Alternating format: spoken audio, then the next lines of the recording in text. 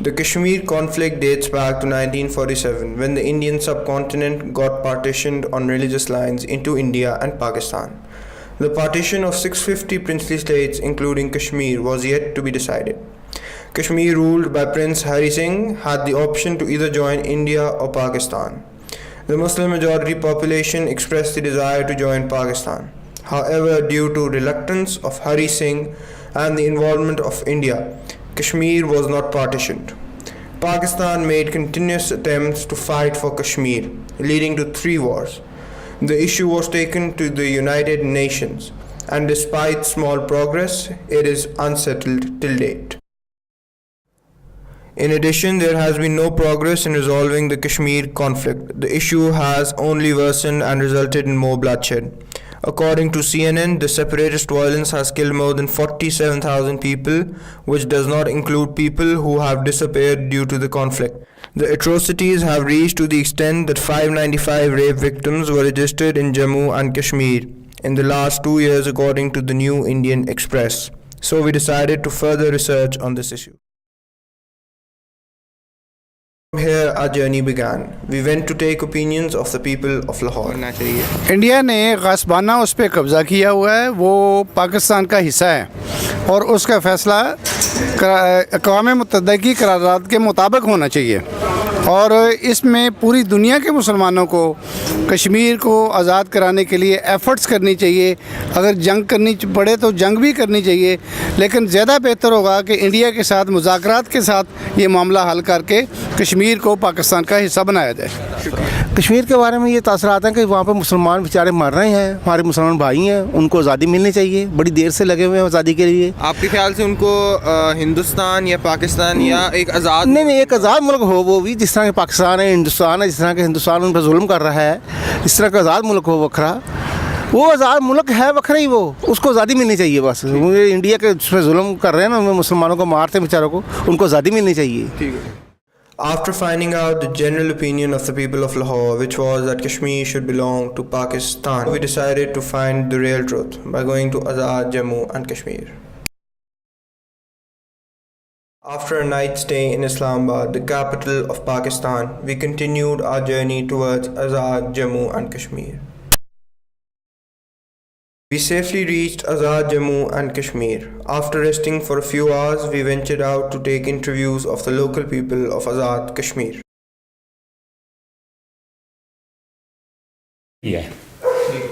हमने ये मानदर्दी नहीं छोड़ी है, तो इंशाल्लाह रब की मेहरबानी से ऐद किया होगा कि इंशाल्लाह हमारी नस्ल से कोई ये धरती नहीं छोड़ेगा.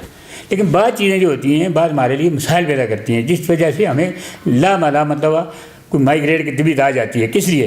मतलब जिस तरह फैमिलियाँ हैं, थोड़ी बहुत ही मतलब तकलीफ़ें होती हैं. बार्डर की तकलीफ़ है, बार्डर इस पार से वहाँ उस पार ईज़िली नहीं जाने देते हैं.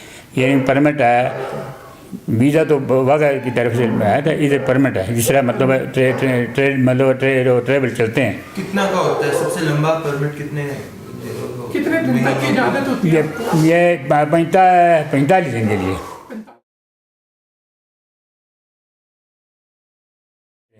लेकिन इसमें थोड़ी रुकावट ये है कि आजकल सिर्फ हमारे लिए थोड़ी परेशान कौन चीज़ है, LSC के लोग हैं हम, इस पे मतलब ईंधन की रुकावट बनती है थोड़ी. मतलब लकड़ जो है जंगल से लाना तो दूर की बात है ना, अपने मलकीती रकबे से वो भी थोड़ी पाबंदी हो गई है. उसके लिए परमिट है या इजाज़त है नहीं था. मतलब अगर कोई मजदूर काम करता है, उसे पकड़ा और मतलब उसके खिलाफ FIR कटा दी. और ये जिम्मेदारी थोड़ी पाक फौज के पास है. इस शक्ल में अदारे हमारे पास सिर्फ NGO ने मतलब जो तामीर किए हैं, वो उसके बाद कोई ऐसा नहीं, कोई नहीं ऐसी चीज़ नहीं है.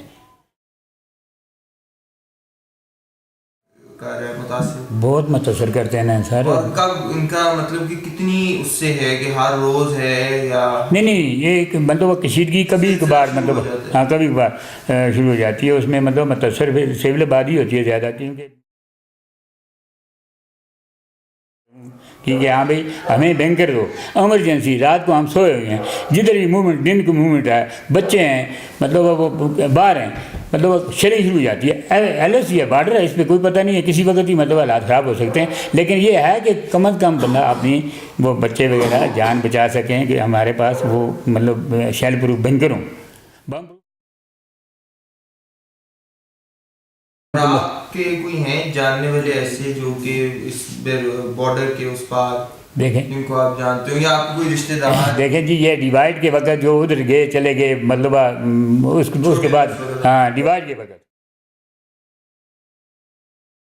और कोई नहीं है। मतलब पाकिस्तान से हम मतलब रिश्ता रखते हैं, और मतलब मजबूत रिश्ता हमारा पाकिस्तान से, वो तो मतलब कायम दायम है, और कायम दायम इंशाल्लाह रखेंगे। देखें जी, हमारे दादा बाबा, हमारे वालिद मोहतरम जिस इस एरिए के, वो इसी उम्मीद पे, ये आज फैसला होता है कल होता है, आज फैसला होता है कल होता है, वो चले गए। अब हम उम्मीदें लगा के बैठे हैं, हमारे बच्चे उम्मीदें लगा के बैठे हैं। मतलब इसमें तो फिर अल्लाह ही कोई मतलब इसमें बेहतर कोई हाल करे। बारे में एक्शन नहीं देखें जी, वाम को किसी प्लेटफार्म में जमा करें, वाम से राय लें, वाम से राय लें, राय को लेता ही नहीं है वैसे। मतलब अगर मतलब आप ये बैठ के ये काम करें ना, इस तरह तो नहीं होता है ना जी। The next day, we made a visit to the line of control at Chakoti. After taking opinions of the local people of Azad, Jammu and Kashmir, we decided to take perspectives of other countries affiliated with the Kashmir conflict. Here is the perspective of India.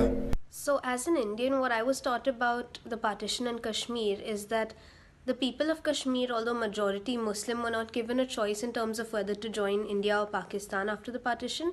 Rather, their king was told that he would only be given aid with respect to the civil war and all the rebellions going on in Kashmir if he signed on to India. And while I think this is fair, because why would the Indian government help a state that is not going to be a part of their nation, it might not have been the most fair way to judge which way Kashmir was to go.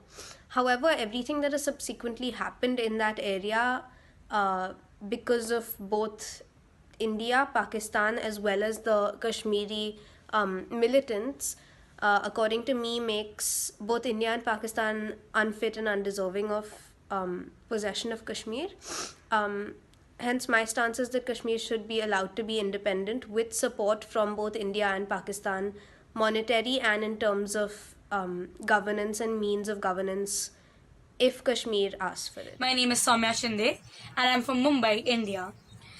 I personally think I do not have a say in the Kashmir issue, but if I did have to share my opinion, it would be I don't think elections, as many people are saying, would work over there because, you know, in election the minority is always ignored, and in this certain context I really don't think we should be ignoring the minority because they will be revolting sometime soon and it won't be the end of a conflict altogether.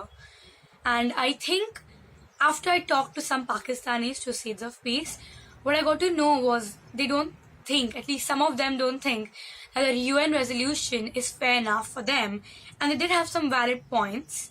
So I feel if India and Pakistan both cannot, follow the resolution and take the first step towards the freedom of Kashmir, I think we should come up with a new resolution because it's practically not of any use if we can't follow it. Until the time we cannot find a solution whether Kashmir should be an independent state, it should be with India, with Pakistan, or something different altogether, I think India and Pakistan should be allies together and help recover and flourish Kashmir to its maximum potential and develop it and let's just help Kashmir out instead of keeping the curfews and making people feel unsafe over there. I think they should just come together and help Kashmir out, and I think that's the only solution I would be okay with right now, and I'd really like to know other people's opinions on this. Thank you. And now the perspective of United Kingdom. Hi, I'm Sabrina, I'm 17 years old and I'm from the UK. Naveed, you asked me about what my opinion is on the Kashmir conflict, and I have to say after doing conflict resolution and learning about it through Seeds of Peace, I discovered that it's not as simple as a lot of us may think. It's a much more complex conflict. And when we really look at it, there's so many different countries involved, and it's not just India and Pakistan. If I look back to 1962, China was involved. I mean, it's a small area of land, a beautiful area of land, and then there's so much fighting over this piece of land, and it's been divided. And I think really for the people, for what needs to stop is the hatred and the killing. And for that to stop, there needs to be some agreement, some mutual agreement on whether these two countries can actually live side by side in peace. And that's what I would hope for in the future for Kashmir.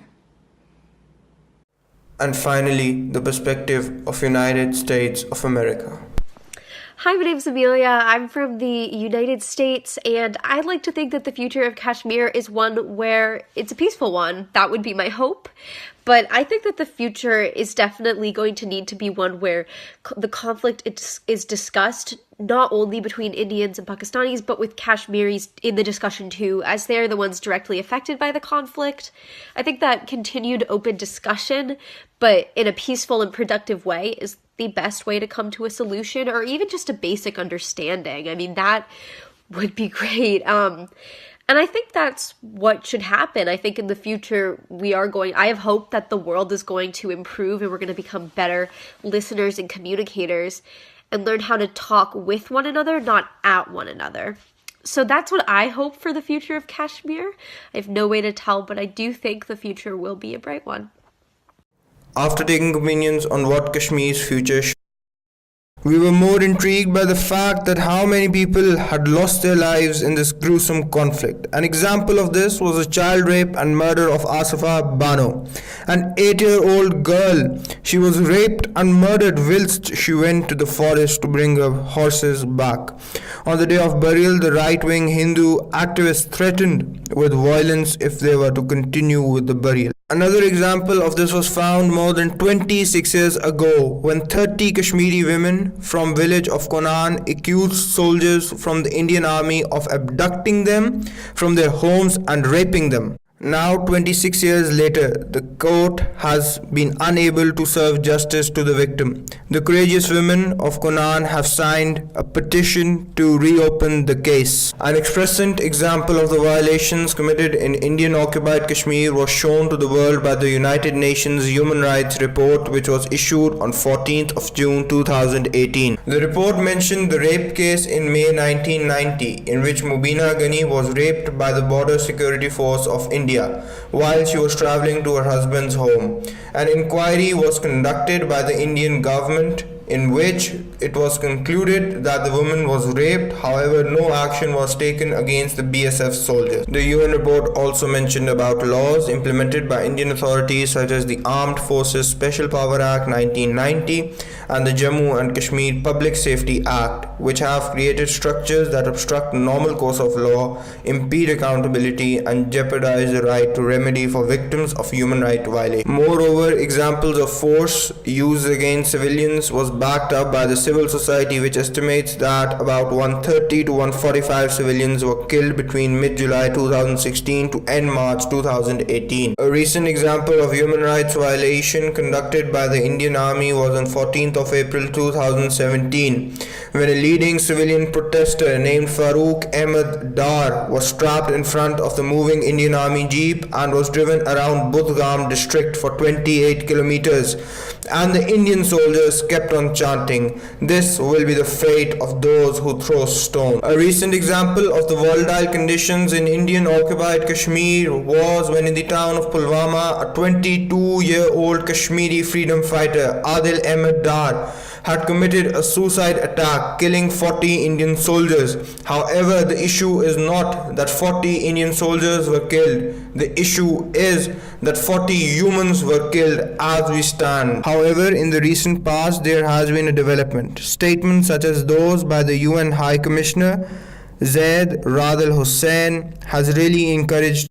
Statement stated, the political dimensions of dispute between India and Pakistan have long been center stage, but this is not a conflict frozen in time. It is a conflict which has robbed millions of their basic human rights and continues to this day to inflict untold suffering.